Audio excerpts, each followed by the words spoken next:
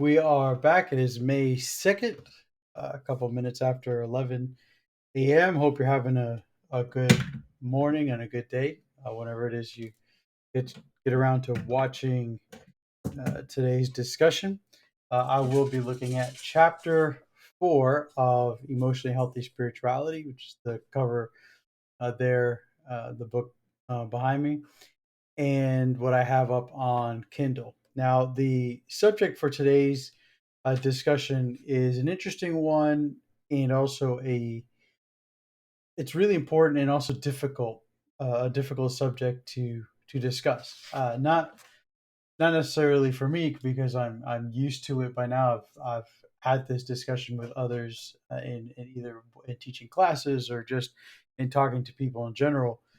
But for most people, talking about what's known as the dark night of the soul is an extremely personal and uh, just overall difficult thing to go through, right? And then to get and then to then talk about it is also difficult because you have to really expose and yourself and be vulnerable to in a way that most people just aren't used to being, right? And that's part of the goal of developing an emotionally healthy spirituality is being able to become a vulnerable version of yourself that's also strong in that vulnerability, right? Not so much being vulnerable all the time and always being hurt, but being able to be vulnerable and strong and have strength in your vulnerability is one of the key signs of emotional maturity. Now, the author starts off the chapter by talking about how life is a journey. Okay, and then along this journey,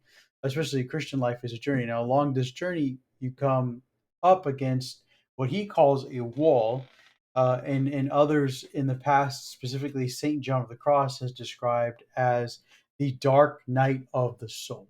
The dark night of the soul. Now, what this concept entails is just kind of like this place where you get stuck, okay, in your spiritual life. It's this place where you just kind of get it feels like you're trapped. It's a place where you don't feel like God is hearing you anymore, and you're in a place where you feel like you can't hear God either. You feel like you're all alone.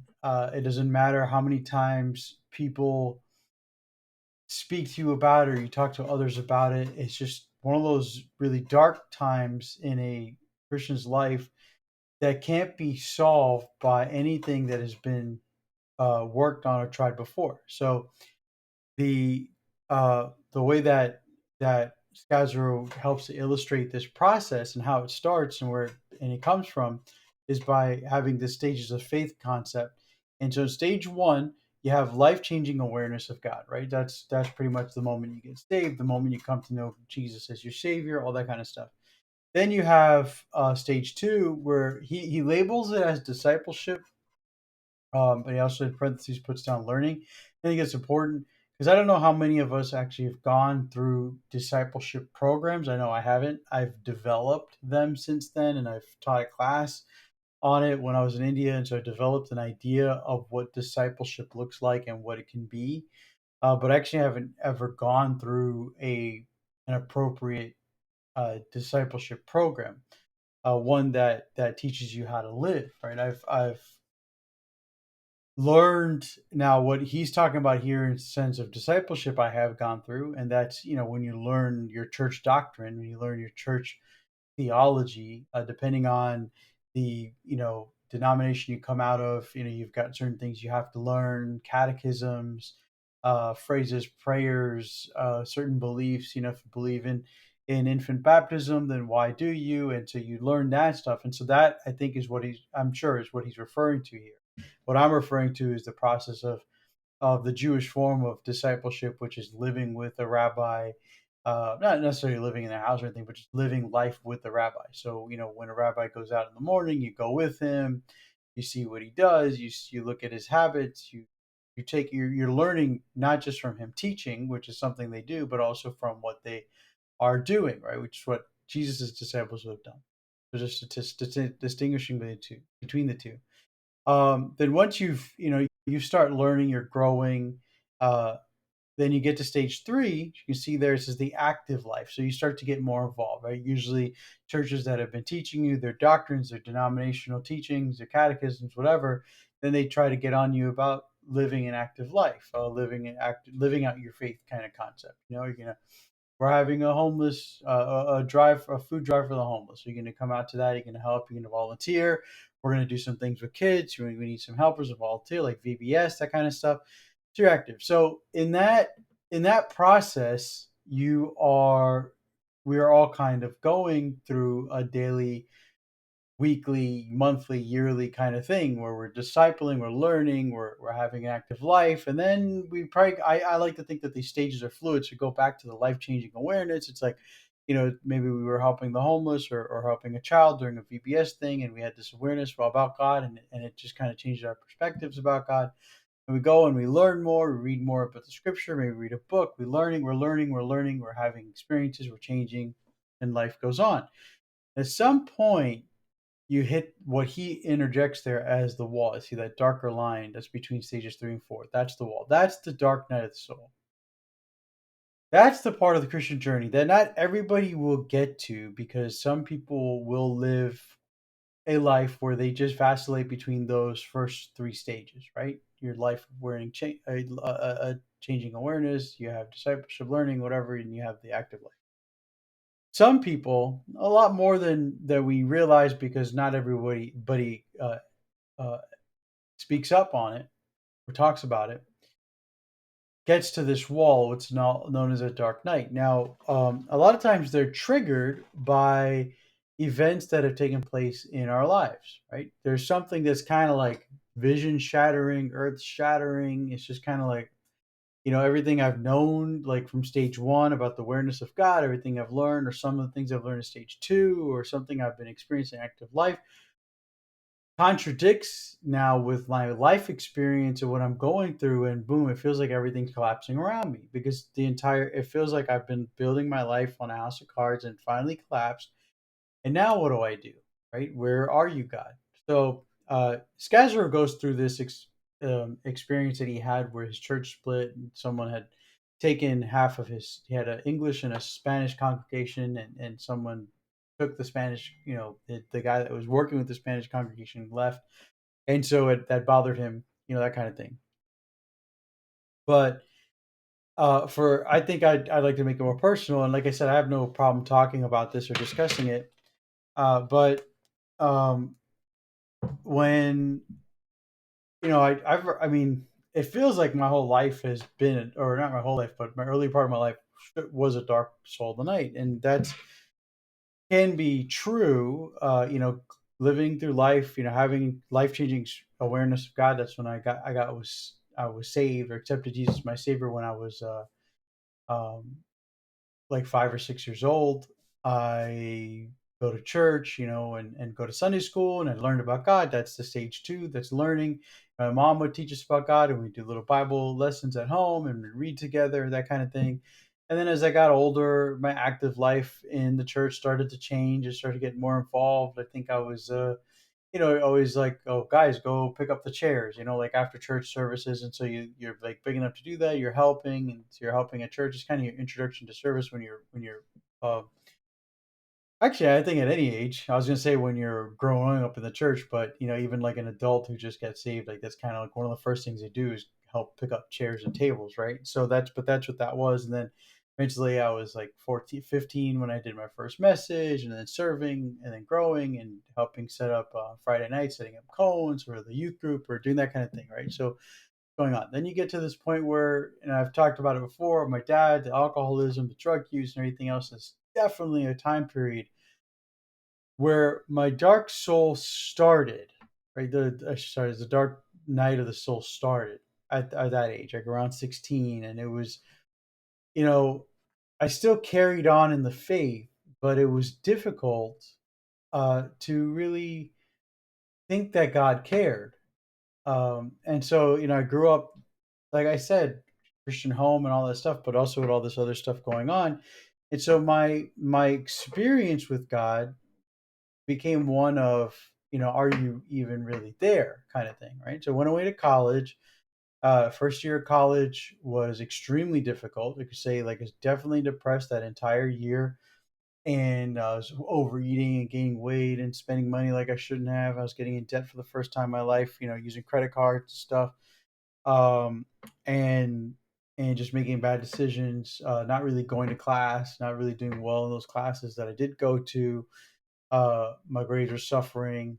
All that was going on, and I remember in October. So it's like the semester just started. It's starts in late August, and it was October. My first year at University of Florida, and I was invited to go to this InterVarsity Christian Fellowship, what's it called, conference, and uh, it was called Sunburst, and I remember it was in October, like mid October. Didn't want to go, but my because I wasn't really that involved in varsity. I'd go to some of the meetings, but really was involved. My cousin was, and so I don't remember. I think I just went just to go, right? Just to be around people. So I went. And it was there where I realized, man, I'm really struggling, right? So I've been this way for a couple of months now, and I realized I was really struggling. I was really having a hard time uh, with with my uh, with my spiritual life. And it was there was during some meetings and hearing messages or whatever, where I was kind of like, I'm going to rededicate my life to the Lord moment. I remember I bought a study on Luke, and I went home and I tried to, I tried to get myself out of it. And that the rest of my freshman year was like that. It was just me trying to get myself out of it, like still trying to have faith, trying to read, trying to study. And that was going back to that stage two, the discipleship, active life. Like you're trying the things that had worked in the past to help you have those life changing awareness moments with God, but it really wasn't working. I was more pretending, and I knew it. By the end of the school year, now we fast forward several months, my they had another one of these conferences. This one was going to be away in Georgia. The first one was close by. It was just a weekend. This next one was going to be away in Georgia, and I definitely did not want to go to that one. So I remember I did not want to go to that one. I remember my cousin's mom, so my aunt, said, "No, you're going," and she paid for it and everything. And so I got in a van and I was driving with these people that I really didn't know up to this place. And in Georgia, now Jasper, Georgia, once we got there, it was Young Life there, camp there, and it was beautiful. It was gorgeous. It was the camp was set, as I remember it, in like a little valley, surrounded by peaks. So you had mountains like all around us, and it was green and it was cool. Like it wasn't hot or anything. It was like this cool, like misty kind of mornings, and there was a little stream that came down from one of the tall hills, and there was a lake, and it was gorgeous. It was like a new camp, relatively speaking. Like I don't remember how many years old, but it felt like a brand new place. And it was in that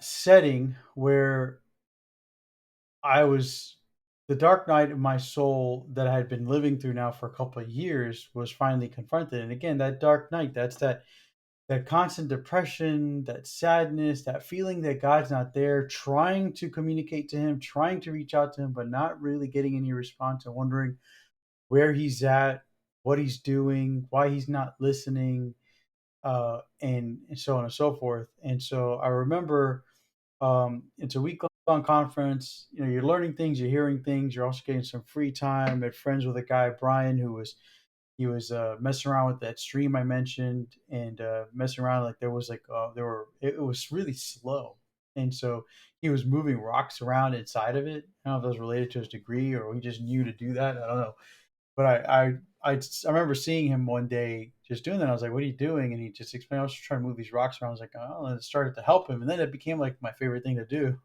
during our free time, to go out there, and we actually, I remember, changed the flow of the stream and made it like a kind of like a much faster moving stream, just based on the way we put the place the rocks and stuff. It was just all that stuff was really awesome. And but at night when I get in bed, like I had this terrible back pain. I was kind of miserable at night, and I remember thinking like, man, again, I'd be praying like, God, help my back, and it wasn't working. And it was probably from moving all those rocks. Uh, Realization years later, and nothing was changing for me. And I remember we got to Thursday night, still wondering where God is. Every time we got to like worship, and I would feel emotional and pray, but again, nothing was changing. And this particular night, everybody was standing and worshiping. We always had our chapter, University of Florida had their own. We had these like steps on the side of the room that we always, it was like our spot, so we'd sit there. I was sitting there. So everyone was standing. I sat down, and I was just overwhelmed with the emotions, and I just started to cry to myself. And I was just again asking God, begging God, like, "Where are you?" When all of a sudden, this like huge presence was next to me and holding me. And I mean, I'm talking about gigantic presence. And the person put its arm around me, and it was a staff worker named Harvey. And this guy was like 6'9", 400 pounds probably. I hope I'm being generous in that, maybe 350, but he was just really big, probably in the 300s more, because he didn't look obese. He was just like massive mountain of a man. And he saw me. He saw me, and he put his arm around me, and he squeezed me tight, and he just said, "Let it out, let it out, let it out." So I still get emotional thinking about it. And so in that moment, I started to let it out, and I started to cry, and I was just saying all the stuff. My dad is drinking, he ruined our family, and God was supposed to be our father taking care of us, but he didn't. He gave us such a crappy dad. He put us in such a crappy home. And I was just letting it all, I was just like verbally vomiting, just letting all of this stuff out. And I don't even know if he could hear me because worship's going on. And it's not like I'm telling him, talking to him and looking at him. He can read my lips or I'm talking to his ear. He's just holding me, letting me talk. And I immediately, I felt the burden lift and I was like happy. And I told the nurse, there was not a nurse, she was a staff worker or something, but she was a nurse by trade. And I was like, hey, I get this back problem. She gave me Tylenol and the leaves. So you could take this. I had been taking a bunch of ibuprofen, but it wasn't working. Right. So she gave me that, and then it like this pain went away. I was able to sleep, and I felt like this change in me. And I have to say, like, what precipitated that was also before all that was my cousin wanted to go talk to my dad. Before that, we had gone to Miami visited.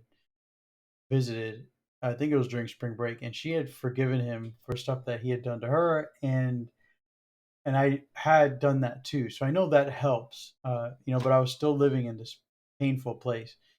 And that catapulted me into a different summer. In the second year, I was like, oh, I want to help. I volunteered.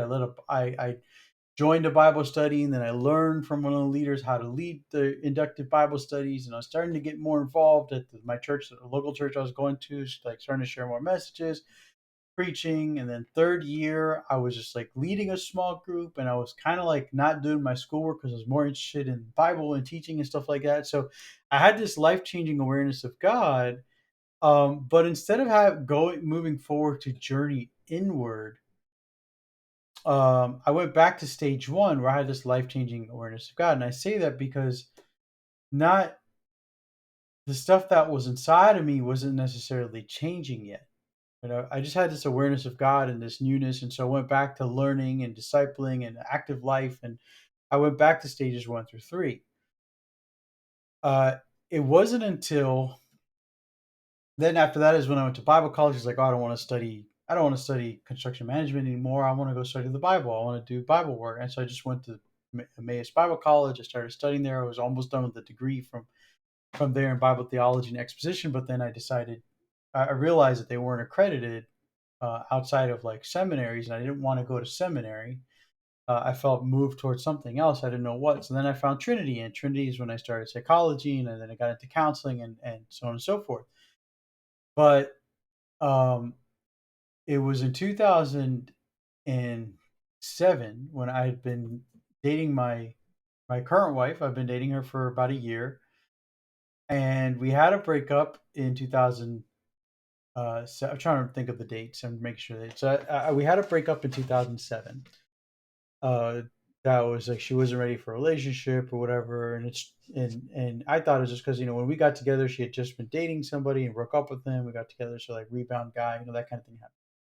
After some time, I was like, hey, so what are we doing? And then she's like, oh, I think I'm ready to date again. Okay, I said okay, so we started dating again. And just a couple months after that, I asked her to marry me. And hindsight, like it was way too soon. Like I shouldn't have been doing that. And I put way too much pressure on a girl who already had to like end things because I was already putting too much pressure moving too fast, right? So in my immaturity, I did that. And she said yes. And 4 months later, it was like December of 2007. 4 months later, in April 2008, she was honest with me and said she was not wanting to get married. Now that her in her journey, her story, like now I know why. Like it just makes total sense. I don't need to go into the reasons, but she was right. And honestly, I wasn't ready either. And to be honest, the only reason why I went to Trinity to get a degree in psychology, also to finish it, was because I was thinking I could get married at the end of 2009, and we had set a date for like this December 2009, so we weren't planning to get married right away. But it was just like I wanted that commitment, and she gave me back the ring, and whoa, did I hit a wall? Then I was like, man, I was so depressed. I was depressed. And I remember, and I was living on my own. I was living up in Davie, Florida, and my church is here in Miami, so it was like takes like 40 minutes to get there. And it was 2008, so the financial crisis was bad, and I was getting racking up debt, and I couldn't find a job anywhere. I finally did find a job in at Publix at a grocery store, but then I was all depressed from this breakup. Like, and the guy, one of the people who worked there, would just like keep talking about how fat I was, and so I didn't want to work there anymore, so I quit that job, and it was just a really rough time. And I remember being on the bathroom floor of my.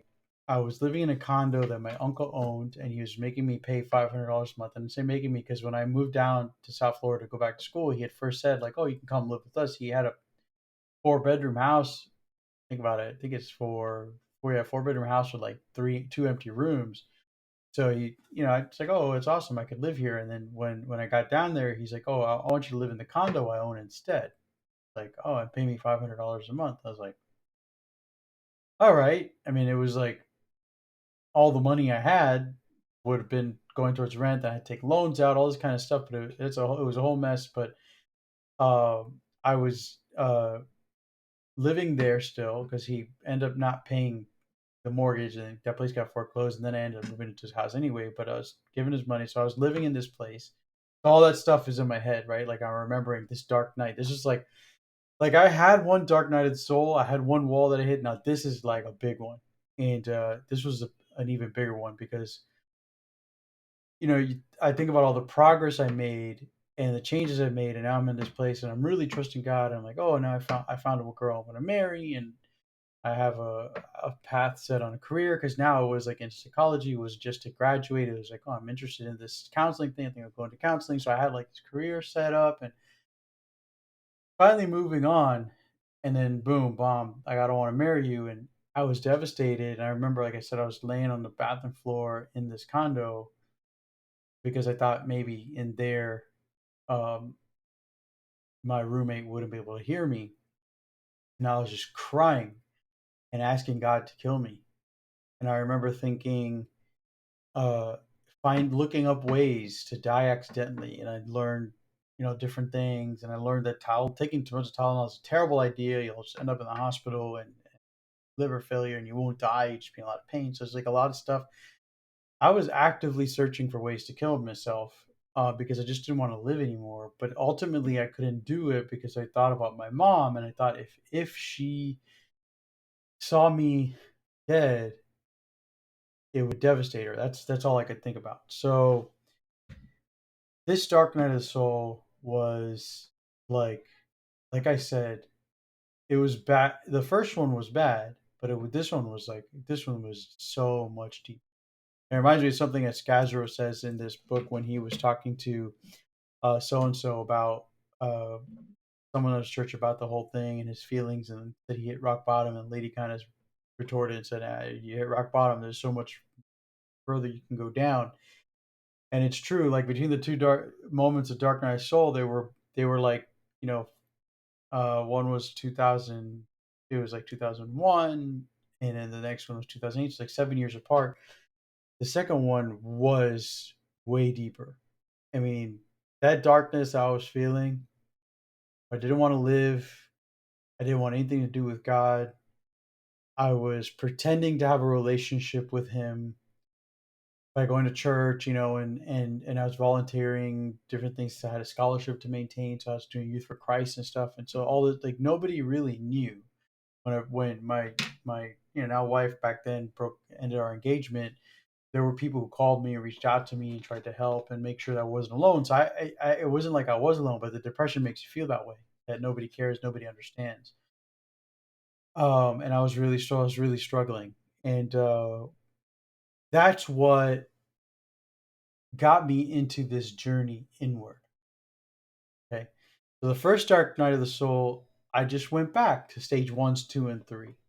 Life changing awareness of God, discipleship learning more about Him, active life. I never journeyed inward. I never went into those places where I had to figure out um, more about myself and about God and what exactly that connection is supposed to look like. I think the Dark Night of the Soul is intended for us to experience a disconnect between ourselves and God because we've been basing our connection on Him on church life and service and what we know about Him.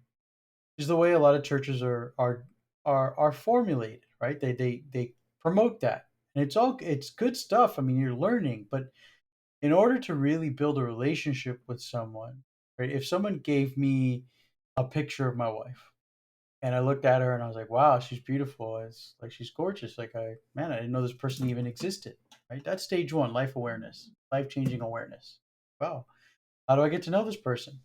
Well, here, let me teach you about them. And they gave me a book. Let's say she wrote an autobiography. And so we read a book about the autobiography. Let's say, so there's some videos online. So I watched that and I'm just learning more about her. And as I'm learning more about her, I'm falling more in love with her. I'm like, oh, this girl, she's amazing.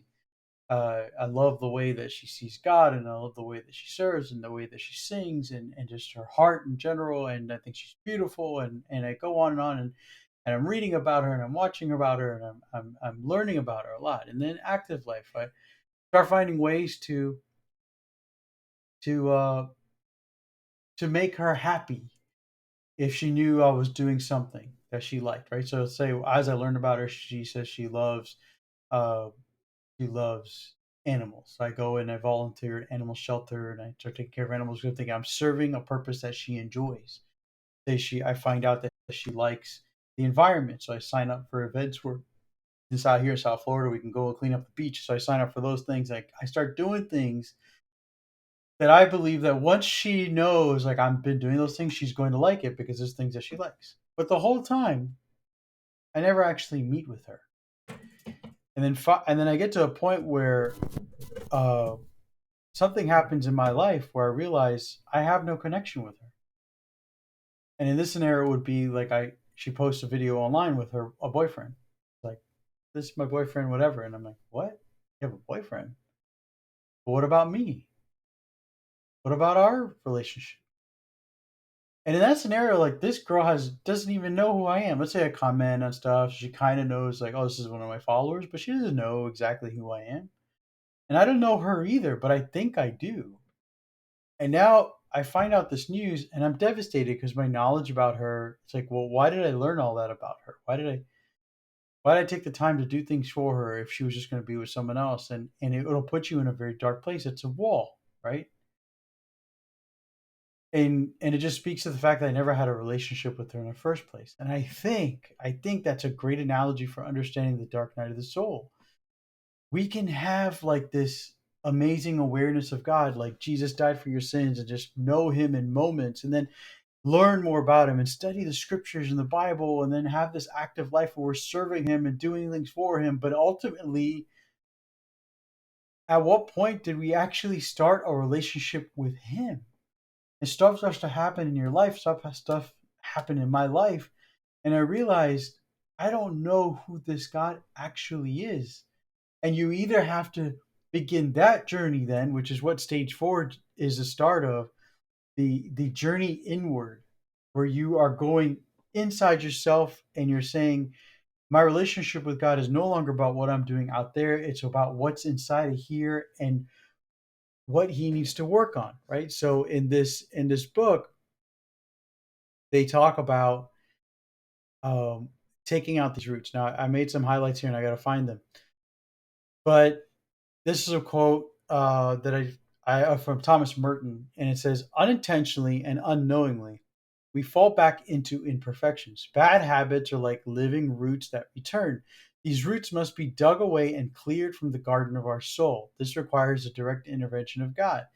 And I think the journey inward, like if you're going to have a deep, meaningful relationship with God, it starts here, right? And it doesn't start with naming fruit or naming trees. You know, we can look at a tree and be like, oh, it's a mango tree, or that's a crepe myrtle, or that's a butterfly bush, or that's a rose, it's a climbing rose, it's a you know, it's that's a pineapple. I'm just thinking about all the stuff I have planted outside. So it's just like we can name all this stuff, but do you know what the roots look like, and do you know how deep the roots go?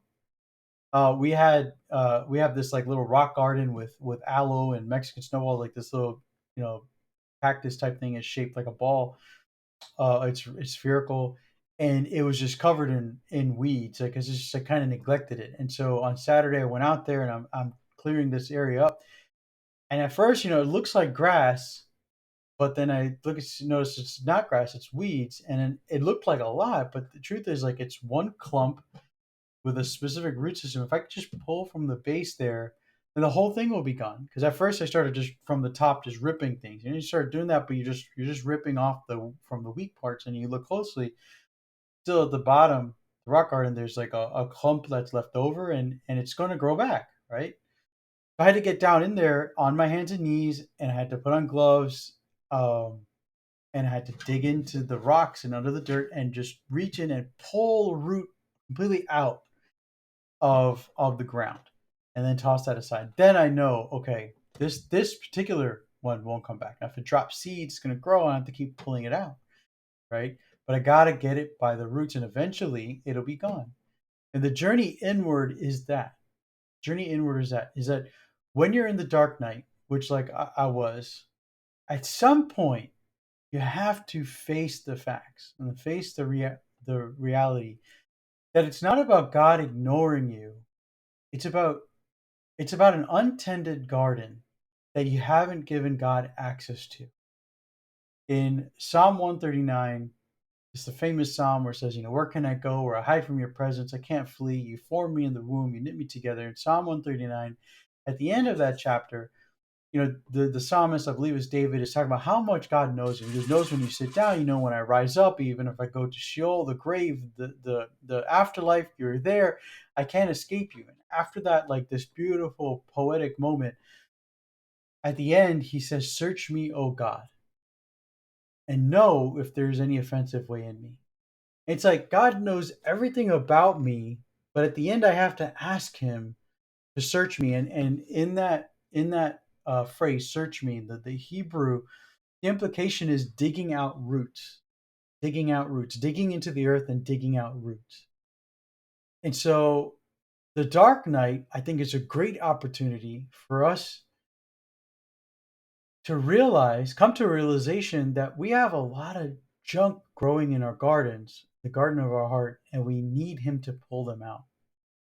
And the process, I mean, for me, thankfully, right? I almost said luckily, but thankfully, the I was in a Christian university and I was studying psychology and counseling, right? And so I'm learning more about the human condition. I'm learning more about the things that can be roots. And for me, uh, one of the roots that was there was growing up this weed called loneliness, and I was trying to solve my loneliness by relationships with people, especially relationship with a girl who is now broken up with me and says she doesn't want to marry me. And so loneliness, now this ugly, ugly loneliness tree was bloom or plant was blooming, flowers everywhere. but it was ugly, and I was feeling it. And I thought the only way to end my life would just the only way to get rid of this loneliness is just to end my life. That's the dark night of the soul right there. Not even God was with me, right? And in working on this degree, I'm learning. You know what? I'm sorry if you hear that noise. It's my bunny rabbit. He's chewing. I apologize for that. But I learned that loneliness is not an excuse to have relationships. Loneliness is not the reason to have relationships. If you're getting into relationships because you're lonely, the relationships can become dependent on your feelings of loneliness. You know, you're gonna be invested in it when you're lonely. When you're feeling lonely, you'll be more invested in it than when you're not. And that's not good for anybody because then the person you're with is gonna know, okay, when so and so's feeling lonely, that's they're using me to cure their loneliness, and that's no good for anybody, especially you. Why do we get into relationships? Well, there should be a mutual respect and desire relation for relationship and for love and for growth, right? I shouldn't even get with God because I'm lonely. Get with God because he has something to offer me and I have something to offer him, and we're willing to enter into this relationship where it sounds weird. He can help me grow and I can help him grow, this goes back to like maturity lesson, the first session where I talked about maturity and the body of Christ growing together into the head. And so yeah, we actually help the body of God grow into God, grow stronger and closer into God when we share and use our gifts in the spirit. So we actually do help God grow in that sense, in our relationships with each other, and ourselves and him, and using the gifts he's given us. So it's really a cool concept. And so that was one of those nasty things that I had to pull out of there, that pervasive feeling of loneliness, which stemmed from childhood and having a dad who was absent and depressed and himself and always out drinking and abandoning us and all this stuff. That was all there, right, from the start. And so the journey inward was God having to pull that out. Now that's like a whole process, but uh the best way I can explain it is that by understanding more of what was in my heart, God had more room to reach in and take those things out. Right? Give me a second. Let me get him out of here because he's chewing on the wall here. Sorry about this. He shouldn't. The noise doesn't bother me. He just shouldn't be doing that. Okay, I think he's gone. So, um, yeah, as I got closer to him, he started to have more access. It's kind of interesting that again, Psalm 139, search me, O God, giving God permission to get in there is really important. One of these ideas that God is God, he's sovereign, he's all powerful, but he also for some reason respects our process and our decision making and all of this. He's not going out there. Now one day things will change and all that, but he's not going out there forcing people. Like some Christians try to do that, right? Or people that believe in God, they go out there and try to force people to accept God. And throughout our history we've done that. It was really ugly, taking wars to countries and by the sword and everything, and making and say you have to believe in Christianity, believe in this God as our God. None of that doesn't work. Forcing people to love someone doesn't work. But when you give God the permission, then he'll happily, take that space and say, okay, if this is really what you want to do. And I went to counseling, and this counselor just said, one of the things you got to do is you got to talk to people about what's going on for real, and you have people in your life, but you're just not being honest with them. And I realized that the way that loneliness worked in my heart was I like to play a victim of loneliness. Say like I'm lonely, but not acknowledge that there are actually people around me that care about me, that want to talk to me. And even if it's just one person, there's one person. And to have one person in your life that cares about you, is willing to talk to you, is a lot. It's a lot. It's a lot. Now, psychologically speaking, we're better off when our inner circle is between 3 and 5. One or two can put us in a danger zone in terms of feeling lonely, but having one is a lot better than some. There are a few people out there that have zero, that literally number zero, that care about them. And so I went when I had lunch with my cousin. At this point, I was living now back in my uncle's house, and so he was living there too. And so I went out at lunch with him, told him what was going on. He'd go out and do things. He had his own social life, and I'd be sitting there like I wasn't invited, and it made me feel bad. And so I spoke up about that kind of stuff, and he really didn't think. He's like, "Oh, I thought you had your own church life and your own friends. Like I didn't realize like you needed to hang out more." And I was like, "Yeah, I do." I do. I'm feeling pretty lonely, and again, it wasn't trying to solve my loneliness with that, just like being honest about it, being honest about the feeling existing. And eventually, I had to leave that house because my uncle apparently wanted to sell the house he still lives in. It's back in 2009, but it was for other reasons. There was abuse going on in the home, and I was starting to learn about it towards his wife, so he just wanted me out for that reason. But I found a place to live temporarily while I finished up school, and then I went to India for 2 months. And it was there where I was going back to the service thing, but I was also on this journey inward. I was there and I was like, man, I feel like God is so close right now that I don't feel lonely. Did he get rid of that loneliness tree? And yeah, he did. Like I remember being alone on trains. Like I was in a country that I'm normally only there with my mom, and I'm there now for the first time without her. And I thought I'd be with family and a missionary, but he put me on a train and sent me places on my own. I didn't know I was going to do that. And so, like, some train rides are 24 hours, some are 48 hours. I had nobody with me. I had nobody I could talk to because everyone spoke Hindi or some of the dialect that I didn't know. And I never felt lonely that whole trip. It's like the relationship with God was so much deeper. I did some practical things, talking to my cousin, telling people, hey, I'm feeling lonely, but then also the spiritual life changed in that I was like, God, I want you to start removing the things in me that lead to these dark nights even existing. That was a journey inward, and that was really important. And then um, now I kind of obviously didn't go through some of this stuff, but it's relative. When you are in that dark night, I should go back talking about the dark night. When you are in that dark night, you there's a tendency to try to hide, and I mentioned that earlier. And you use verses like, God works for all things for all good. And so when she broke my we're married now, right? We got all that stuff worked out eventually. But when she broke up with me, I was just like, yeah, I'd do the same stuff. But at the same time, the feelings were so dark. I just want to make sure I remember that, and I just want to read this also. And I relate to this as well. We feel the door of heaven has been shut as we pray. Darkness, helplessness, weariness, a sense of failure, defeat, barrenness, emptiness, dryness descend upon us. Right? The Christian disciplines that served us at this time no longer work.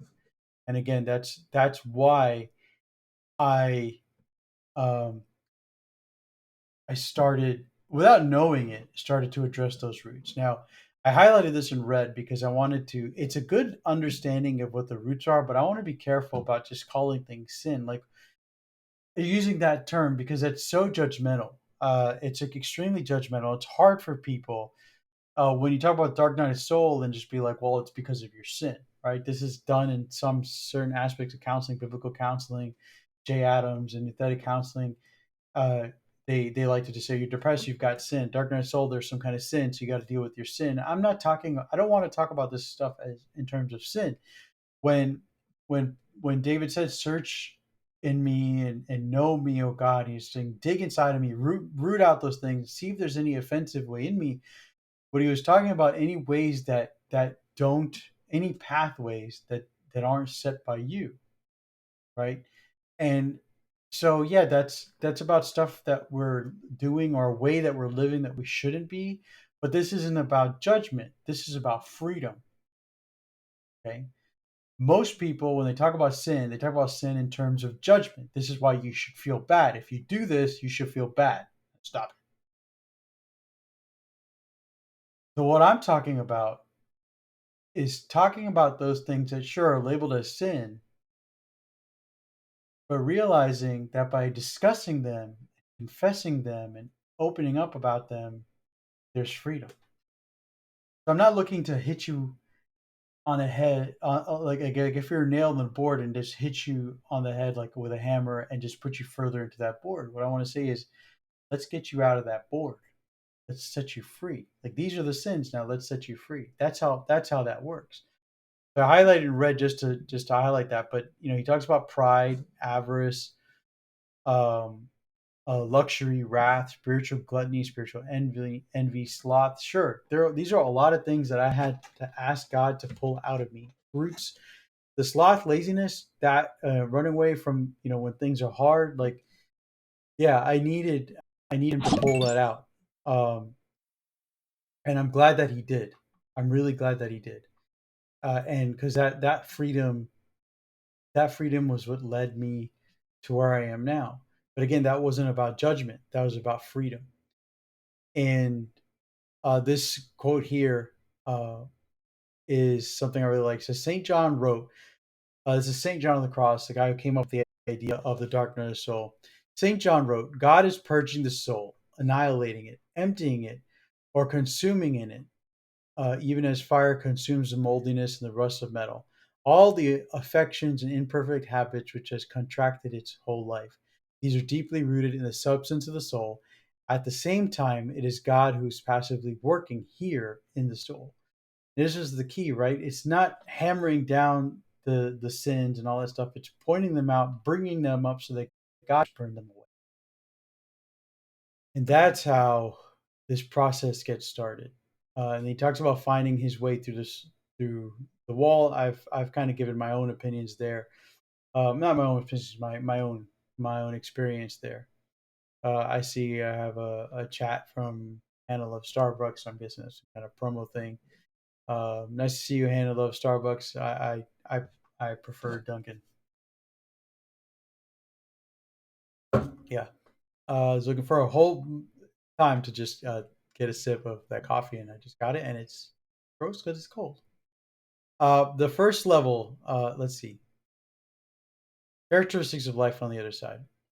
This is something important to talk about. So, getting a little cut off here. Let me see if I can.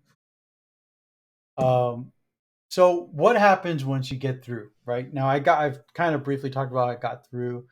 Um, I will say this though, when so Dark Knight of Soul was over for me in 2010 is when I started to work all that stuff out, and God was burning this stuff out, and I was just getting my master's degree, and so that was helping too. Um,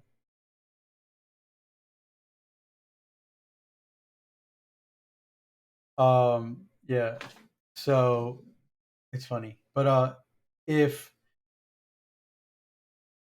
I'm honest, once I was working to stuff, I was feeling different in April 2011. I don't even know who Andrew Tate is.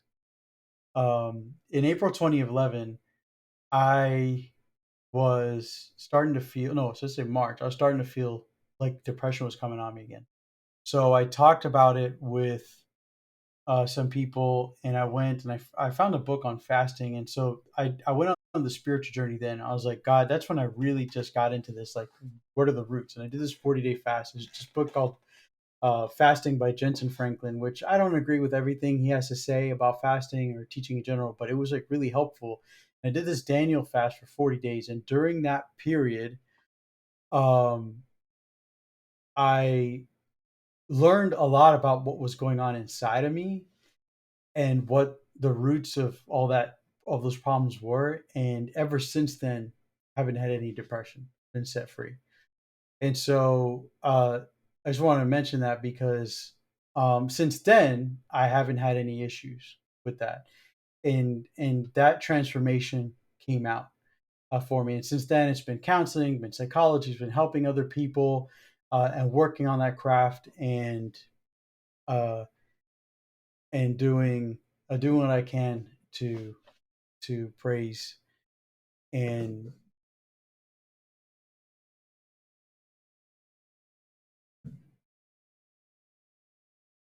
that's funny. So no, I'm not going to shut up. I have no reason to shut up. And that's I know that's the issue out there. The issue out there is that our Father wants us to speak to truth. The enemy wants us to be quiet. The enemy wants to silence us, and they want to silence us, and it won't work. In fact, right now, the light of God is shining darkness on the enemy, and the enemy hates it. And so, for those who watch this either live or watch this on YouTube later, I want to encourage you. You know, when you have the dark night of the soul, when you're going through those difficulties, don't hide that. Don't keep it in the darkness. Don't listen to the enemy who tells you they want you to shut up. You should open your mouth. You should speak the truth. You should speak out what's going on, and that's what's going to help with your healing and with your emotional health and with your spirituality as you move forward. And never let them silence you. Never let them tells you tell you anything that's going to shut you up, because those things come straight from hell, straight from the enemy. And so God will ultimately silence them and deal with them in a way that's going to shock them. But for us, that's not for us to care about. That's in our heart. We just learn about God. Now I really don't know who Andrew Tate is, so I don't care. uh let's see.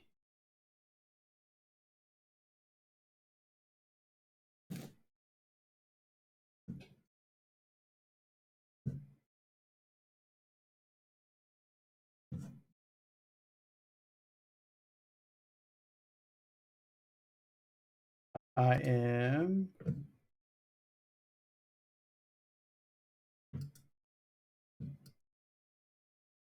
there. I just needed to block this person from who's got who's got all this crap going on. Like, honestly, just cowards.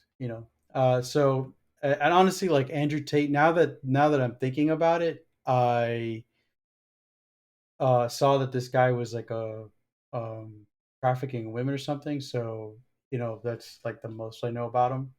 He's trafficking women somewhere and was arrested. So it's like that's what I know about him, but I have no idea who this guy is. But anyway, our time is up here. It's almost 12 o'clock, and got a little distracted there, but hopefully this all makes sense. Oh, I did want to just real quickly stay with me on this. Getting distracted this way, it's not good, but we can quickly go through this. So, what does it look like to come out on the other side?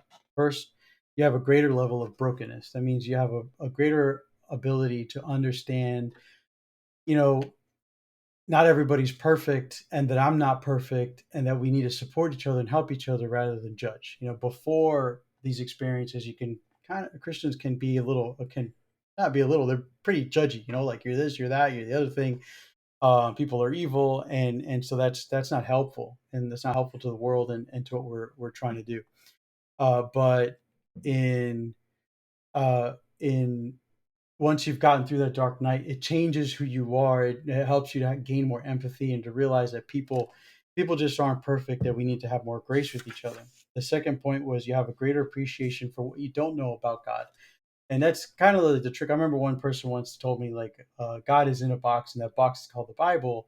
I was like, that didn't like sit with me too well, like that phrase, because truth is God isn't in a box, not even in the Bible. There's so much about God that we don't know. There's so much about God that the Bible doesn't reveal to us. And it's okay, like God is like unknowable, like completely. He's holy and he's perfect and he's so far and so beyond everything we can experience in this world or understand in this world. To think that we know everything about him is a mistake. We should revel in the fact that he is unknowable, but at the same time, he wants us to know him. That's another sign that you've kind of broken through. The third sign is the ability to wait for God and to have a deeper wait for God. He gives a bunch of examples from Scripture, but ultimately, like that example of Jesus on the cross asking, why have you forsaken me, but also waiting for him, or even being in the garden and saying, take this cup from me, and waiting for him and waiting for God to do what he's going to do. Jesus had to wait and go through all that suffering to then be resurrected. And so the ability to wait on God to act is another thing.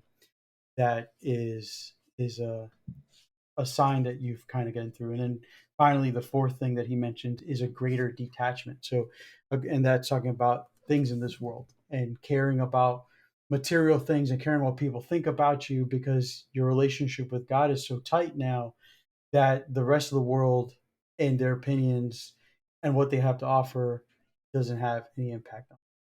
That's great. So I'm going to go ahead and close in a prayer and then say goodnight. Now remember, we've got more things on the schedule, so check that out on Twitch. Looking forward to talking to you all soon. Father, I thank you for this day. I thank you for this opportunity to do this teaching. I pray, Lord God, that you would show your mercy to those who need mercy, and that you show your grace to those who need your grace, and that you would show your face to those who deny you. I pray, Lord God, that you encourage all of us to continue to open in the light the things that have been hidden in darkness. I pray, Father, for your wisdom in this, and I pray in Jesus' name.